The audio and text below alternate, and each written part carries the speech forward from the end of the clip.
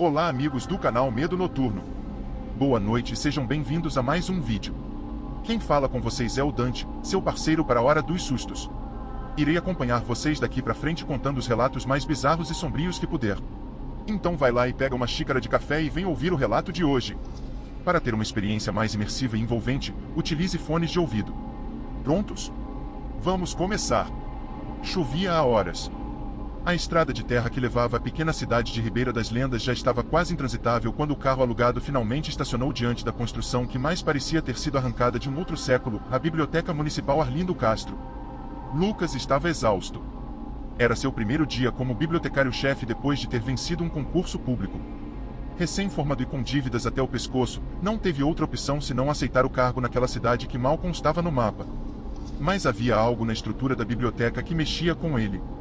O prédio de janelas arqueadas, corredores estreitos e paredes cobertas de vinhas secas parecia conter histórias que não estavam nos livros.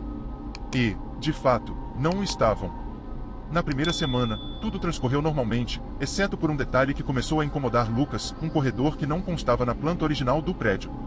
Sempre que tentava encontrá-lo de novo, ele desaparecia. Um beco que surgia entre duas estantes altas, atrás da seção de história local. Em alguns dias, estava lá. Em outros, não. E, quando estava, parecia respirar. As paredes suavam, o ar era mais denso. Como se o corredor fosse um organismo vivo, pulsante, em constante mutação. Lucas tentou registrar o local com o celular, mas as imagens saíam distorcidas, como se a lente estivesse coberta de vapor. Sons também pareciam emanar do corredor, sussurros abafados em uma língua que ele não conhecia. Foi só ao consultar os arquivos mais antigos que descobriu que não era o primeiro a notar aquilo. Relatórios datados de 1952 mencionavam a presença do terceiro corredor, atribuído inicialmente a um erro de arquitetura. Mais tarde, foi taxado de alucinação coletiva. Mas havia mais. Funcionários antigos relatavam o sumiço de um auxiliar em 1989, visto pela última vez caminhando exatamente em direção àquele mesmo espaço entre as estantes. Outros afirmavam que, se você entrasse no corredor com um segredo suficientemente vergonhoso, ele te escutava. E pior, te respondia. Cético, mas cada vez mais intrigado, Lucas decidiu entrar. Deixou um bilhete no balcão: se eu não voltar, não tentem me procurar. Ele atravessou as estantes, e naquela noite em que a tempestade parecia engolir a cidade inteira, encontrou o corredor completamente formado. Passou por ele, iluminado apenas pela lanterna do celular, até que a luz começou a falhar. O corredor parecia se prolongar em espiral, como se estivesse virando sobre si mesmo. As prateleiras davam lugar a paredes de pedra úmida, e os sussurros tornaram-se claros. Eles diziam seu nome. E então, uma voz familiar, a dele mesmo, chorando. O chão tremeu. Quando Lucas tentou recuar, bateu em uma parede que não estava ali antes. O corredor havia se fechado. Ele estava dentro. Mas não sozinho. Havia figuras ao longe. Todas com o rosto coberto por máscaras feitas de páginas arrancadas de livros da biblioteca. Algumas caminhavam em silêncio, outras murmuravam frases desconexas. E entre elas, Lucas viu ele mesmo. Ou algo que parecia ser. Seu duplo observava, imóvel. Depois sorriu com os olhos. Você não deveria ter entrado, disse a cópia, com sua própria voz. Agora, o que está fora, já não é mais você. Lucas tentava entender. A figura à sua frente, seu reflexo vivo, respirando, sorrindo com a exata curvatura de seus lábios, fufitava como quem já o conhecia há muito tempo. O que é isso? Ele perguntou, a voz trêmula ecoando pelo corredor de pedra. O outro Lucas não respondeu. Apenas deu um passo à frente. E outro. Cada passo fazia a lanterna piscar. As paredes pulsavam como carne viva. O corredor exalava o cheiro de mofo, tinta antiga e sangue. Lucas recuou. Você me procurou, disse o duplo, com um tom de decepção gentil. E agora quer fugir? Lucas tentou escapar, mas tudo ao redor era mutável. Quando corria, o chão esticava como borracha. Quando parava, vozes surgiam dos cantos invisíveis, sussurrando memórias que ele nunca contou a ninguém. A biblioteca conhecia seus segredos. Sabia do medo que sentia de não ser suficiente. Sabia do avô, que desapareceu misteriosamente após trancar-se no porão com um velho grimório da mesma biblioteca. Sabia da vez em que Lucas pensou seriamente em tirar a própria vida, sozinho, cercado por livros e silêncio. Agora, todos esses fragmentos ganhavam forma. Figuras mascaradas com páginas arrancadas de diários que Lucas nunca escreveu começaram a cercá-lo. Cada máscara carregava uma palavra: culpa, covardia, fraude, abandono. E elas sussurravam: você não é real. Você é só a versão que sobreviveu. A verdadeira ficou aqui. Lucas caiu de joelhos, tapando os ouvidos. Chorava, gritando para acordar. Mas nada era sonho. Por que está me fazendo isso? Berrou. O duplo se ajoelhou diante dele, tocando seu rosto com um carinho frio, metálico. Porque você é um livro inacabado. E esta biblioteca não tolera histórias sem final. O mundo girou. Quando acordou, Lucas estava de volta à biblioteca. No chão, atrás do balcão. A tempestade havia passado. O relógio marcava 6h40. Era o horário da abertura. Mas algo estava diferente. Ele se levantou, trêmulo. O bilhete que havia deixado na noite anterior ainda estava ali. Ninguém parecia ter notado sua ausência. Mas havia mais: o espelho na parede, ao lado da sala de leitura, agora refletia alguém ligeiramente diferente. Os olhos tinham um brilho estranho. O sorriso era muito controlado. Quando foi ao banheiro para se recompor, percebeu um pequeno corte abaixo da costela, como se algo tivesse sido costurado em sua pele. Uma página cravada sob a carne, costurada com linha preta antiga. Lucas tentou arrancar, mas não conseguiu. Sangrou. Chorou. E quando olhou mais de perto, leu a primeira linha do texto escrito em sua própria carne. Aqui começa o capítulo do novo guardião da biblioteca. Quer mesmo saber se ele escapou? Ou será que você também tem algum capítulo inacabado escondido por aí? Me conta aqui nos comentários. Você teria coragem de entrar naquele corredor entre as estantes? Já passou por algum lugar que parecia mudar sozinho quando você estava distraído? Sua resposta pode ser a próxima história. E não se esquece, curta, se inscreva e compartilhe o canal com alguém que também acredita que nem todos os livros devem ser abertos. Porque no Medo Noturno, cada história deixa marcas. Algumas, bem mais profundas do que palavras. Gostou do relato? Me deixa saber aqui nos comentários. Bora para a próxima história. Era um prédio discreto, escondido entre construções comerciais de um bairro antigo da cidade. Os muros altos, cobertos de era, pareciam ter engolido o lugar com o tempo. Não havia placa, campainha ou interfone. Apenas uma porta cinza, sem janelas, que se abria com um cartão magnético. Dizem que todo lugar tem sua própria alma. E aquela clínica tinha de um animal acuado. André foi contratado como arquivista no Instituto Beltrán de Saúde Mental. O trabalho parecia simples: organizar prontuários antigos, digitalizar documentos, dar baixa em registros físicos. Nada que envolvesse contato com os pacientes, algo que ele, em particular, agradecia. André era introspectivo, um sujeito magro, de olhar sempre um pouco perdido. Tinha acabado de sair de um colapso nervoso causado pelo antigo emprego, e o psiquiatra recomendou algo mecânico e tranquilo. A vaga no instituto parecia um achado. Ele só não esperava que os corredores cheirassem a desinfetante barato e mofo velho ao mesmo tempo. Logo nas primeiras semanas, percebeu que havia algo estranho nos arquivos. Havia pacientes com datas de internação que remontavam à década de 1960, mas sem registro de alta. Como podiam estar ainda ativos? Os nomes se repetiam com uma frequência desconfortável, e às vezes apareciam em anotações médicas recentes, como se os mesmos indivíduos nunca tivessem deixado o lugar. Ao comentar isso com a coordenadora do arquivo, ela apenas respondeu: o instituto tem um histórico longo e, digamos, um pouco convencional. Não se apegue aos detalhes.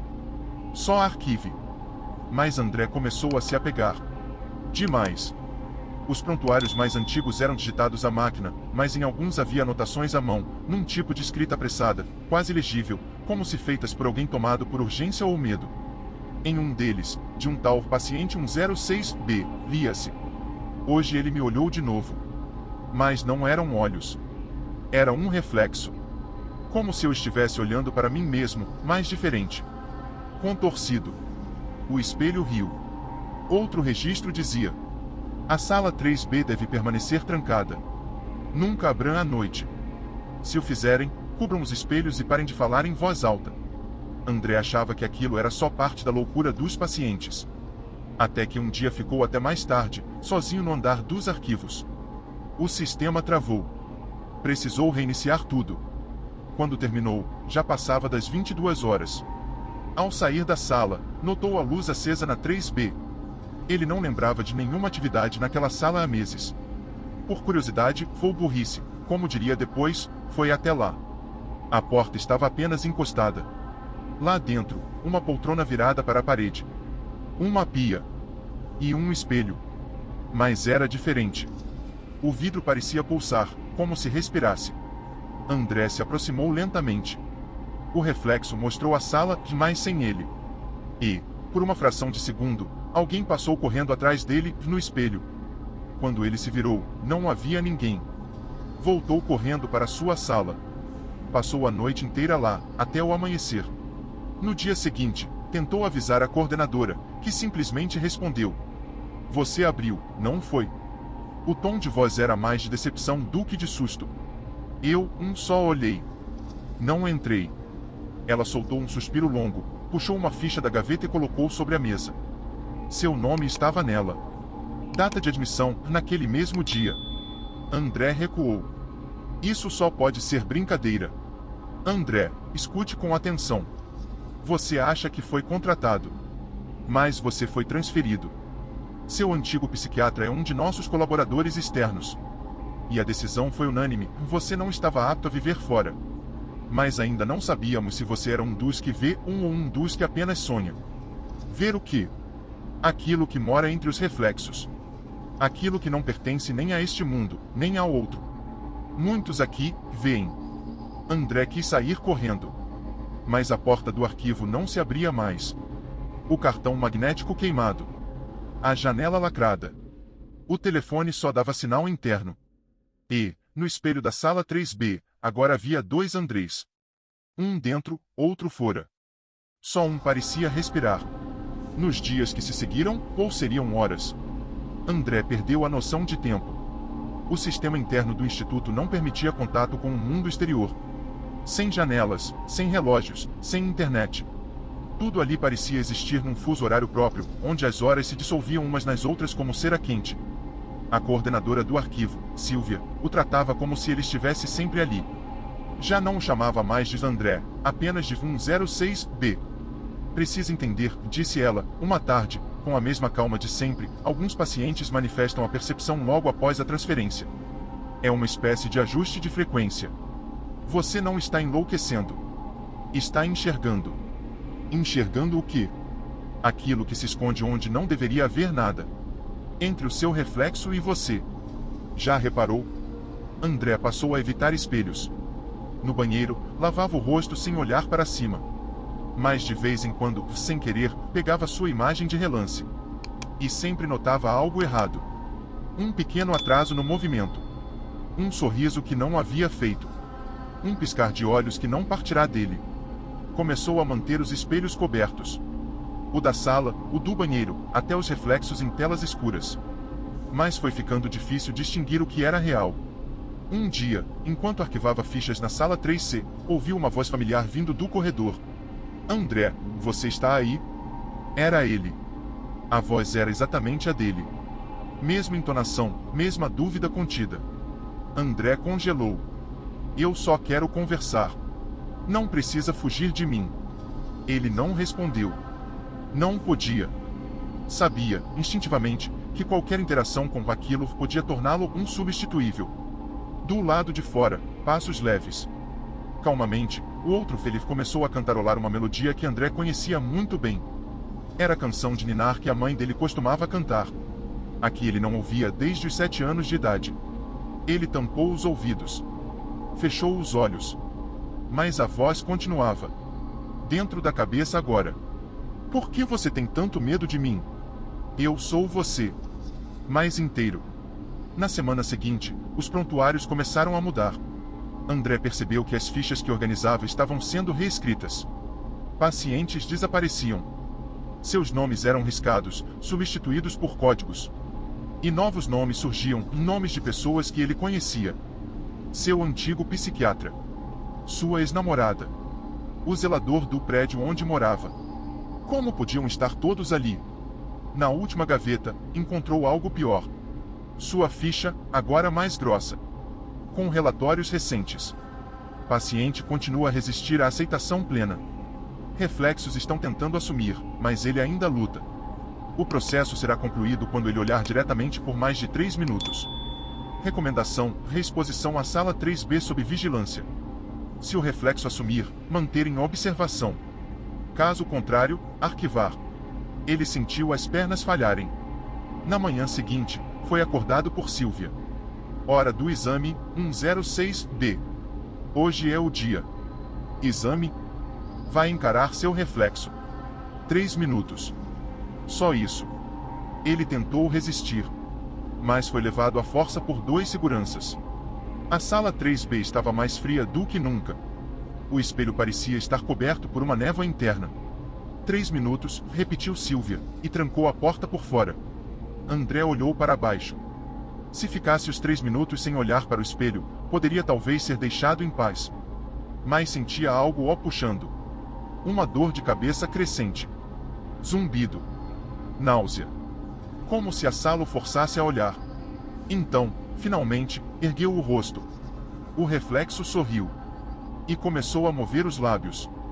Só que não havia som. André franziu a testa. O reflexo gesticulava e escrevia algo com os dedos na parede. Palavras invertidas. Não deixe que eles vejam. Não olhe atrás. Atrás? Ele virou-se devagar, e por um instante, viu. O espelho não era só um espelho. Era uma janela. E havia alguém, ou algo, observando de dentro. Era ele. Ou melhor, outro ele. Mais erodido. Como uma versão consumida por décadas de confinamento. A porta se abriu. O tempo acabou, disse Silvia. Mas agora André não sabia mais se estava do lado certo do espelho. Ou se era apenas uma imagem, cumprindo uma função. Quando Silvia saiu com ele da sala, o reflexo ficou para trás. Sozinho. Mas sorriu. Porque sabia que, da próxima vez que alguém olhasse, poderia ser ele o escolhido a sair. E a imagem real, por sua vez, ficaria lá dentro. Para sempre. E então, viajante das sombras. Você já teve a sensação de que o reflexo no espelho não está apenas imitando seus movimentos, mas observando? E se um dia ele decidisse que é a sua vez de ficar do outro lado? O Instituto Beltrán pode ter suas portas trancadas. Mas certas janelas nunca se fecham de verdade. Agora, me diga nos comentários. Você teria encarado seu reflexo por 3 minutos? Ou teria virado as costas e corrido? E não vá embora ainda. Porque o próximo relato vai te fazer pensar 2 vezes antes de confiar em quem você chama de amigo online. Uma história perturbadora sobre jogos, máscaras e a tênue linha entre entretenimento e perseguição. Você está pronto? Então continue com a gente aqui no Medo Noturno. A próxima história começa agora. O jogo apareceu num fórum obscuro, compartilhado num tópico sobre experiências interativas de terror realista. O nome era simples, Sussurros de Echo Valley. Clara, 17 anos, sempre gostou de jogos imersivos, especialmente os de narrativa. Era introvertida, passava a maior parte do tempo em casa, e o fórum era uma das poucas conexões sociais que mantinha além da escola. A descrição do jogo prometia algo além da tela. Você não joga Echo Valley. Echo Valley joga você. Cada decisão terá um preço. E o jogo nunca termina enquanto você lembrar dele. Curiosa, Clara clicou no link de download. Era um arquivo pequeno, com extensão .rc, sem instalador. O ícone era só uma máscara branca sobre fundo preto. Ela hesitou. Mas clicou. O jogo começava com uma interface em preto e branco, gráficos simples. Um vilarejo pixelado, abandonado. Uma narração em áudio sussurrado guiava a jogadora, mas sem instruções claras. Não havia HUD. Não havia objetivo aparente. Clara explorou por alguns minutos até encontrar uma casa em ruínas. Dentro, um espelho. No reflexo, não havia seu personagem. Apenas uma figura de capuz, imóvel, observando. A tela piscou. Uma mensagem apareceu. Você deixou a luz da cozinha acesa. Está sozinha em casa? Clara congelou. A frase não fazia sentido dentro do jogo. Mas, ela tinha deixado a luz da cozinha acesa. E sim, estava sozinha. Achou que fosse uma coincidência. Uma brincadeira do desenvolvedor. Mas conforme jogava, o jogo parecia saber mais sobre ela. Você passou 3 minutos olhando pro teto antes de dormir ontem. Por quê? Você não contou a ninguém sobre o bilhete que encontrou na mochila, né? Ela não tinha contado. Havia recebido um bilhete anônimo no armário da escola, com a frase: "Você também vê o homem do reflexo?" Aquilo começava a ultrapassar os limites da coincidência. Os gráficos do jogo mudavam sutilmente a cada jogada. As casas no vilarejo começaram a se parecer com lugares reais, a escola dela, a farmácia da esquina, até a própria casa. O áudio, antes um sussurro genérico, começou a pronunciar seu nome. Clara. Em uma madrugada de insônia, Clara acordou com o som do PC ligando sozinho. A tela exibia apenas a frase: "Você aceitou jogar. Agora, eu observo." Ela desligou o computador, arrancou o cabo da tomada. Mas, no dia seguinte, quando ligou novamente, o ícone do jogo ainda estava lá. E o jogo começava sozinho. Clara foi à polícia, tentou denunciar o que chamou de invasão cibernética, mas os agentes apenas anotaram as informações. Um deles sugeriu que ela evitasse sites obscuros. Na escola, Clara passou a se isolar ainda mais. Os colegas começaram a comentar sobre suas olheiras, seu jeito distraído, as conversas que pareciam com ninguém. Ela jurava que via a figura de capuz nos cantos da sala, nas janelas do corredor, até no reflexo da tela do celular. Um dia, numa aula vazia, o projetor ligou sozinho. Todos viram, mesmo com a professora ausente. A tela mostrou uma imagem distorcida do quarto de Clara. No canto da imagem, ela dormindo. E alguém parado ao lado da cama. Depois disso, ela não voltou mais para a escola. A mãe a levou para um psiquiatra, que prescreveu medicamentos e afastamento das telas. Mas mesmo sem tecnologia, Clara dizia que ouvia a voz do jogo. Nos corredores. No chuveiro. No fundo do armário. Echo Valley. Nunca sai da sua cabeça. Nunca precisa de tela. Ele precisa de você. Em uma das sessões, Clara contou ao psiquiatra que receberá uma nova instrução. A próxima jogada é sua. Para sair, alguém precisa entrar no seu lugar. O médico considerou um delírio. Mas 3 dias depois, desapareceu sem deixar rastros. Na casa de Clara, tudo parecia calmo, até que um novo e-mail foi enviado a várias pessoas do antigo fórum. Sem texto. Apenas um link. E um novo nome de usuário. Ecovatier_02. Clara acordou com um som de notificações no celular. Ela não lembrava de tê-lo ligado. Aliás, não tinha certeza de que o jogará contra a parede na noite anterior. A tela brilhava com dezenas de mensagens no grupo do fórum, agora reativado, como se um incêndio tivesse começado e ninguém soubesse como apagar. Todos comentavam sobre o mesmo e-mail. Novo jogador iniciado. Ecovatier_02.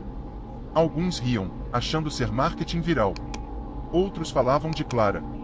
Um dos comentários dizia: "Ela realmente sumiu?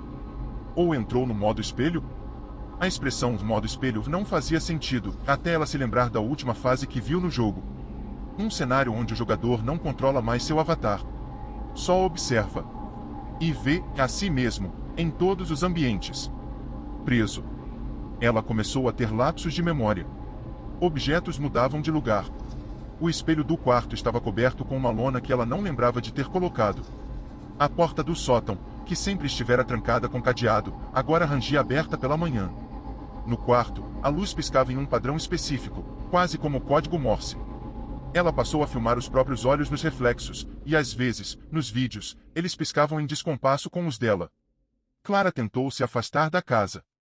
Foi para a casa do pai, em outra cidade. Ele não sabia dos detalhes, só achava que a filha estava em crise. Mas mesmo lá, o jogo a encontrava. Na primeira noite, ao se deitar, notou o som do antigo áudio do jogo vindo debaixo da cama. Aquela voz sussurrada. "Agora você me trouxe para um lugar novo. Vamos brincar com eles também?" Ela fugiu de novo. Hospedou-se em um motel, com nome falso. Pagou em dinheiro. Sem celular. Sem notebook. Mas, na manhã seguinte, o espelho do banheiro tinha palavras escritas no vapor. "Você me trouxe. Eu sou você." Clara passou a desconfiar da própria mente. Começou a escrever bilhetes para si mesma. Anotar cada pequeno evento. Usava câmeras analógicas, guardava os filmes em envelopes numerados. Mas as imagens sempre saíam distorcidas. Como se o tempo não fosse o mesmo dentro daquelas fotos. Num deles, viu algo impossível. Ela, sentada numa sala escura, encarando a câmera com olhos completamente negros. E alguém atrás dela. A figura de capuz. 2 meses se passaram. Nenhuma rede social. Nenhuma tecnologia. Ela morava agora em um sítio isolado, alugado em dinheiro vivo. Todas as noites eram silenciosas. Até que, certa madrugada, ouviu batidas na janela. Fracas. Cadenciadas. No vidro, embaçado pela neblina, surgiu uma frase escrita com o dedo. O novo jogador resistiu bem.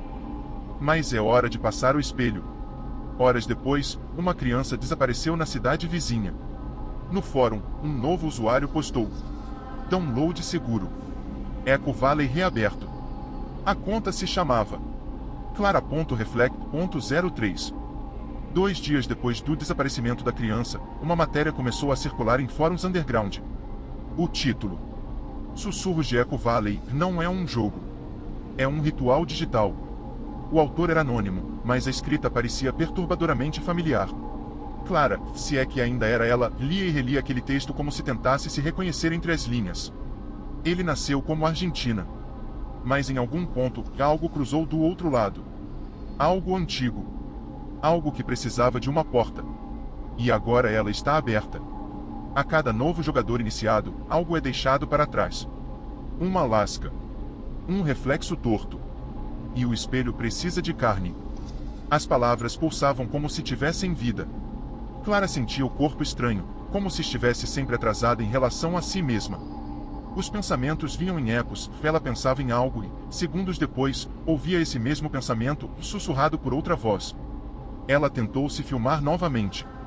Desta vez, usou câmeras diferentes, em ângulos opostos, ao mesmo tempo. Quando assistiu, percebeu algo que a fez desabar. Havia um lapso de segundos onde 2 Claras apareciam ao mesmo tempo. Uma olhando diretamente para a lente. A outra, sorrindo ao fundo. Determinada a destruir a origem, Clara voltou ao código do jogo. Invadiu servidores. Hackers do fórum começaram a ajudá-la, até que um por um começou a desaparecer. Suas contas eram desativadas, mas antes disso, todos enviavam a mesma mensagem. Reflexo capturado. Ele já está no sistema. E então ela encontrou um nome. Enterrado nos créditos originais do código. Dr. Elias Nack. Desenvolvedor de interface neural. Ex-pesquisador da Universidade de Freiburg.